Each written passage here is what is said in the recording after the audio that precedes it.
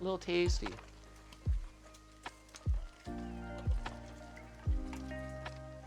All right, so our bacon is getting there pretty good, pretty fast, pretty light speed, right? All right, and that is not shorting, which is great, which means that it's probably that water thing that I was talking about, right? So,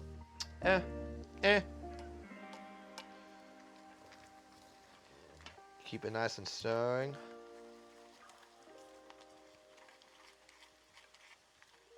Yeah, our bacon's cooking super fast, which is great. And I am going to grab a colander and a tiny bowl. That's not a tiny bowl. Oh, don't fall. Don't fucking fall. This is a tiny bowl. And a little strainer. Do I have my mini one? I have this one. This one works. This one works just dandy. Right? And it's really just going to be there to kind of transfer a bit. Right? And we're just going to keep stirring. We're getting that nice color.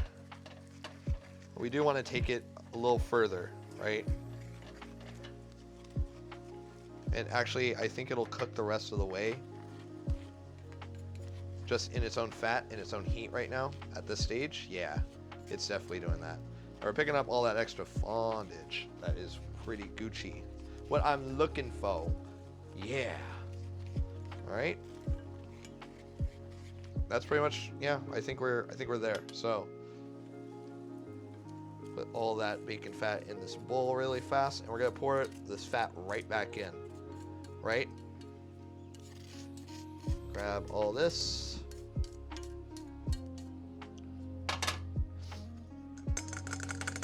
Shake, shake, shake. Shake, shake, shake. Shake your bacon. Shake your bacon. Oh, shake, shake, shake. Do. All right, pour this fat back in. And we're gonna add some olive oil to this bitch, because we are going to confit these tomatoes. So we're just going to start with like this much oil.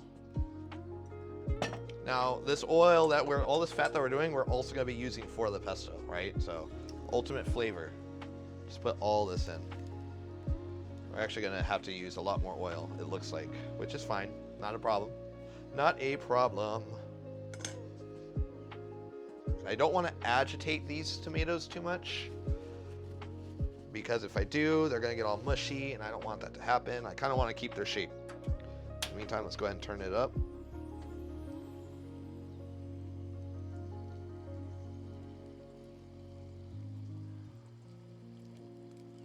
Yeah, there you go. Ugh. And I'm using olive oil specifically for this because I kind of like those like fruity, peppery notes of it. And when it cools down, it will actually kind of congeal along with the bacon fat a little bit. And that's what I'm kind of looking for. So we don't really want to get this to a boil. We don't want to deep fry our tomatoes. We just want to like imbue itself, just confit, cook them, right? What does confit mean, everyone? Confit means cooking in fat. Yeah. Oh, yeah. Woo. Yeah. That's what we're doing right now. We are cooking in fat. We're cooking in the bacon fat and in the olive oil. Confit. So we're gonna let that sit, do its thing, all that jazz. See if we can get any more of this extra bacon fat goodness up in there. Like I said, I want to use all of it. If it doesn't go in there, that's fine.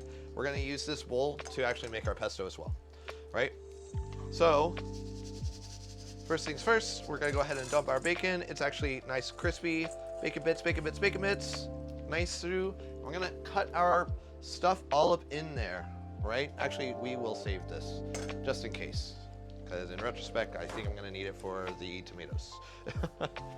All right, so this pot is definitely boiling. That means we can use it for our pasta, which is great. And we're just gonna make sure we're just moving this around, only barely agitating it. I don't want to do this too much. Like I said, I don't want to make like a tomato sauce. I just want to confit these, imbue the fat, cook the tomatoes in its fat, kind of retain its shape a little bit, right? So it's boiling, it's starting to bubble, that's fine. We can just turn it down. little pot doesn't need too much energy to kind of like keep it going, right? So I was a little bit worried about this, like not maintaining, like, because this is my last can of fuel. There's a reason why I didn't want to bust this out today. Why did I get more fuel? Because I fucking couldn't. I was stuck at home. You know? It's going all right, Jameson. How about you? How about you? All right. So,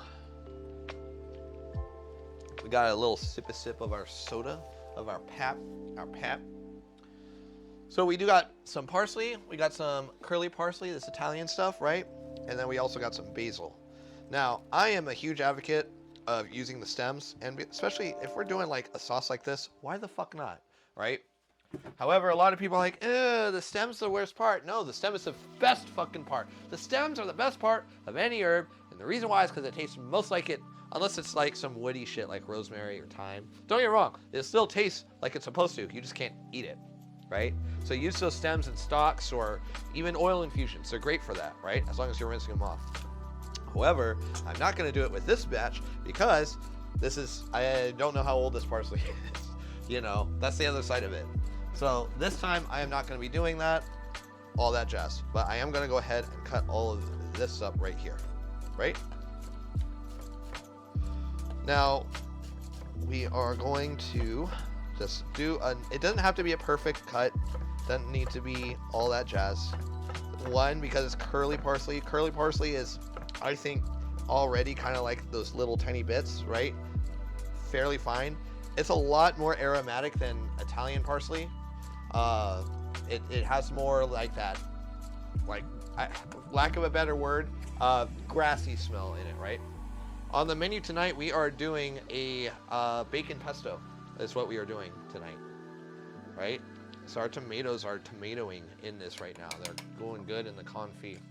And we are going to go ahead and put this straight. Actually, I kind of don't want to do that. Kind of don't want to do that quite yet, right? I do kind of want to save the bacon to be like, almost like, okay, so in pesto is essentially like four ingredients, right? It's an herb, it's fat, it's cheese, and it is nuts, right? However, I don't have cheese. I thought I had Parmesan cheese, and it turns out that it was all used. So I'm like, fuck, no! And so I was like, I did that like 5 minutes before I started the stream. So I was like, all right, well, I'm gonna come up with some other shit. So this is kind of like my thought process with this. We're gonna use that as part of the crunch, but that's not the only crunch part. Remember how I said nuts is another part of the ingredients? We don't have nuts either. Oh, fuck! No! Right? So I was thinking, you know what else is actually pretty cool? Gluten-free panko. So gluten-free panko is, one, gluten-free, but it's also rice-based, right? And it's already able to like eat, you can eat it, you can crunch it, all that jazz. So that's pretty much like what I'm thinking. Once we apply all that extra fat in there, it'll be Gucci. So guys, if you guys saw the beginning of this and looking at it now, the color of the oil has changed quite a bit. It was like a very transparent green, and now it's starting to become like a nice vibrant yellow. So those tomatoes are doing its job. They're kind of imbuing its flavor, you know, and they're boiling. I don't want it to boil. We just want to cook them gently in the fat, right? So we're going to turn it down as low as possible on here. So like right there, right? That's all we need to do. It's still bubbling, fine. I'll turn off your heat for the time being. Let it sit. It doesn't take very long. However, we are going to pull this off the heat pretty soon because we want to cool the oil as fast as possible. Like, I think that's pretty important for pesto, because if we don't, we're going to cook the herbs in that oil, and that's just not going to be very fun, because then we're going to have a very brown sauce instead of a very green sauce, right?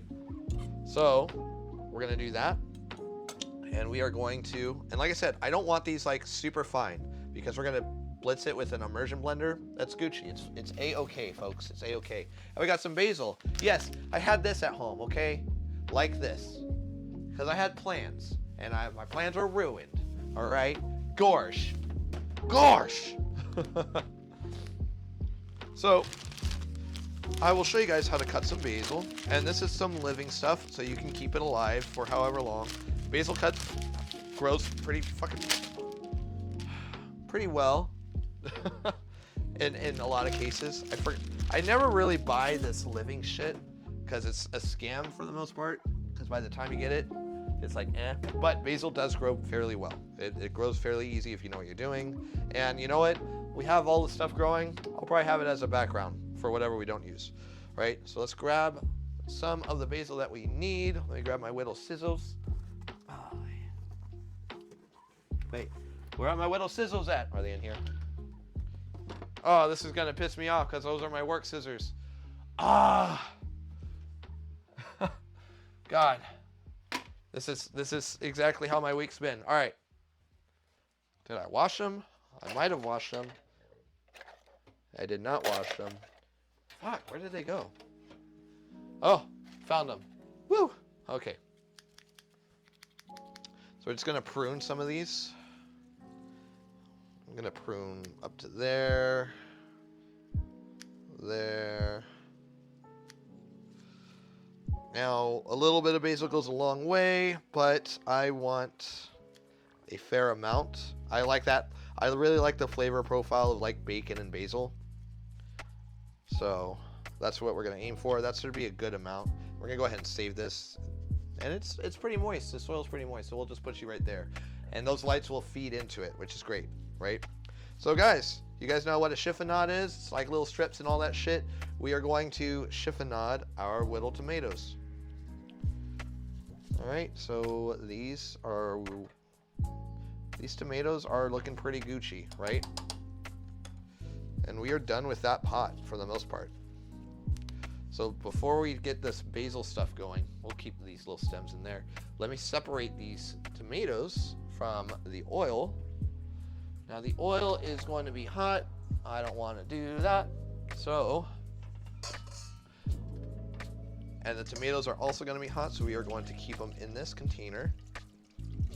Yeah. Like so. Like so.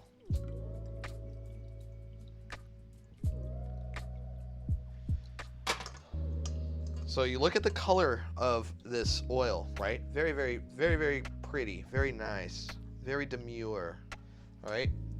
We'll just keep these on the side for the time being. And I want to try, I'm not sure if I'm gonna succeed, but we're gonna try to put it in this pan and cool it as fast as possible, right? This pan's gonna be fucking hot, but I'm okay with that. I have technology. I have heat pads. It works. All right. So because it's very hot, having it more surface area will help it. Actually, let me make room in this fridge really fast. All right. There we go. Come on, yeah. Oh, make some fucking room. Make some fucking room for the oil. Oh, yeah. All right. Let's go ahead and do this. No, don't fall. There we go. Oh, yeah. Will it close? Yes, it will. Sweet. All right. So now that's taken care of. We're going to go ahead. Leave our tomatoes right there for the time being. They will be fine. And we're gonna do this pesto in stages. Like I said, we're not gonna really chiffonade these, but if you want to know how to do it, I'll make a future stream for you guys how to do it. We're just gonna do a rough cut.